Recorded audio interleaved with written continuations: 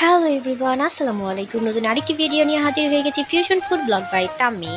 So কার কি হুটহাট আমার মতো এরকম ইচ্ছে করে? আমার তো জানি না কেন জানি না, আমার রাত ৩টায় হোক বা যখন ইচ্ছে তখনই আমার এক একটা জিনিস খেতে ইচ্ছে করে। আর আমিও যেই কাজ সেই কথা।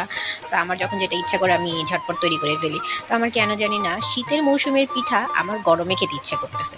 তো এই তো আমার গরমে যদিও পিঠা খেতে ইচ্ছে করছে, তাও আবার দুধ পুলি পিঠা। তো আমি এই তো চিতই রেডি করে নিয়ে সো দেন আমি আগে শিরাটা বসিয়ে দিয়েছি। শিরাটা বসে একদম খেজুরের যে ঝোলা গুড়টা আমার বাসায় আগে থেকেই ছিল। তো এই ঝোলা গুড় দেখে না আমার আরও খেতে অনেকটা, মানে কি বলবো, ইচ্ছে শক্তি আরও বেড়ে গেছে।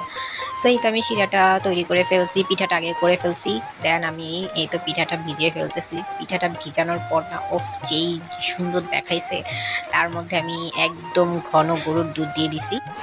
তারপর কি এই তো একটু নাড়াচাড়া করে এটা একদম ঢেকে রেখে দিব সকাল পর্যন্ত। সকালবেলা হলে যে পিঠাটা কি হবে না, ওফ! আমার তো এখনই মানে লোভ লাগতেছে। কি বলবো, আমার খুব করে ইচ্ছে করতেছিল। আমি যখন বানিয়েছি রাতের বেলা আমি তখনই একটা খেয়ে ফেলছি।